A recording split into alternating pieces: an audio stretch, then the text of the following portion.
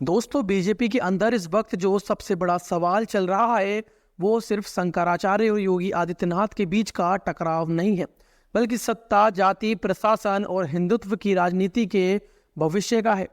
Party के कई बड़े नेता अब खुलकर योगी आदित्यनाथ पर दबाव बना रहे हैं कि वो शंकराचार्य से माफी मांगे और इस पूरे मामले को यहीं खत्म कर दें। लेकिन सवाल यह है कि क्या योगी आदित्यनाथ माफी मांगेंगे? अगर नहीं मांगेंगे तो इसके राजनीतिक और प्रशासनिक नतीजे क्या होंगे? और सबसे बड़ा सवाल है कि क्या इस विवाद की आंच योगी आदित्यनाथ की कुर्सी तक पहुंच सकती है? शंकराचार्य के अपमान का मामला अब सिर्फ एक प्रशासनिक विवाद नहीं रह गया है। ये धीरे धीरे उत्तर प्रदेश की राजनीति को दो हिस्सों में बांटता जा रहा है। बीजेपी खुद दो खेमों में बटी हुई दिखाई दे रही है। एक खेमा खुलकर शंकराचार्य के साथ खड़ा है तो दूसरा योगी आदित्यनाथ के समर्थन में है। लेकिन हैरानी की बात यह है कि अब ये विभाजन सिर्फ पार्टी तक सीमित नहीं रहा, बल्कि सरकार और प्रशासन के अंदर भी साफ नजर आने लगा है। कल यूपी के बरेली के सिटी मजिस्ट्रेट ने शंकराचार्य के समर्थन में इस्तीफा दे दिया। आज अयोध्या के डिप्टी कमिश्नर प्रशांत कुमार सिंह ने योगी आदित्यनाथ के समर्थन में और शंकराचार्य के विरोध में अपना इस्तीफा सौंप दिया। और यह कोई सामान्य प्रशासनिक घटनाक्रम नहीं है। एक तरफ एक अधिकारी जातिगत आधार पर शंकराचार्य के समर्थन में पद छोड़ता है, तो दूसरी तरफ दूसरा अधिकारी जातिगत पहचान के साथ सरकार और मुख्यमंत्री के समर्थन में इस्तीफा देता है।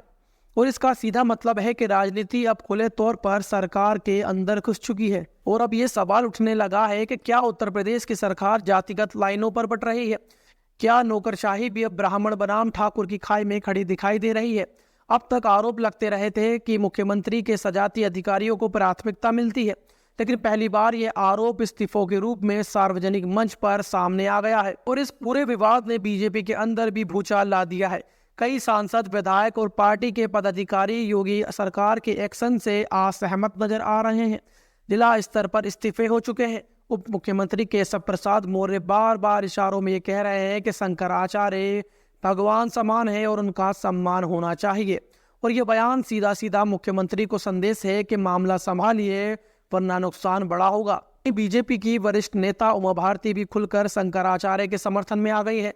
उन्होंने योगी सरकार के अफसरों पर अधिकारों के दुरुपयोग का आरोप लगाया और कहा कि शंकराचार्य का अपमान अस्वीकार्य है।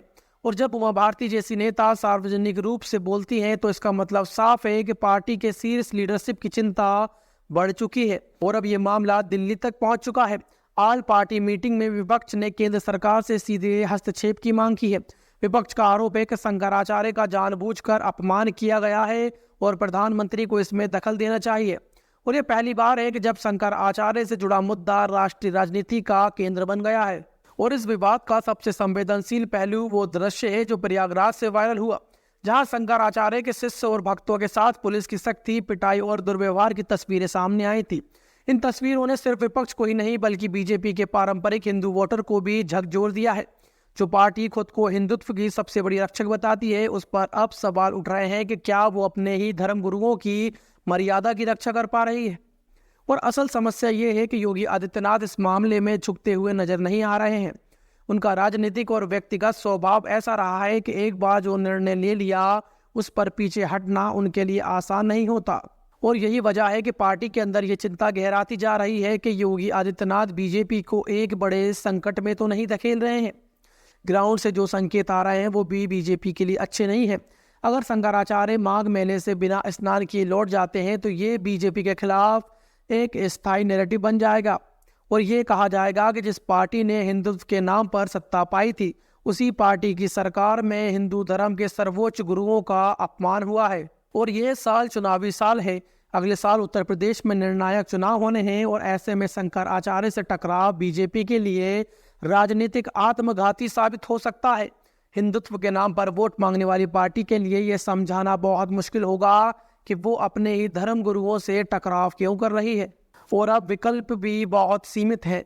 या तो योगी आदित्यनाथ खुद पहले आगे आकर माफी मांग लें और मामले को खत्म कर दे, या फिर किसी अधिकारी के जरिए क्षमा याचना करवाई जाए। लेकिन समय बहुत कम है। शंकराचार्य जल्द ही प्रयागराज छोड़ सकते हैं और अगर ऐसा हुआ तो इसका राजनीतिक नुकसान केवल योगी आदित्यनाथ को नहीं बल्कि पूरे बीजेपी को ही भुगतना पड़ेगा। और अगर साफ शब्दों में कहा जाए तो ये सिर्फ शंकराचार्य बनाम योगी आदित्यनाथ का विवाद नहीं है, ये सत्ता, अहंकार और प्रशासनिक नियंत्रण और हिंदुत्व की राजनीति के भविष्य की लड़ाई है। और अगर इस लड़ाई को वक्त रहते हुए नहीं संभाला गया तो यह बीजेपी के लिए उत्तर प्रदेश में सबसे बड़ा राजनीतिक संकट बन सकता है।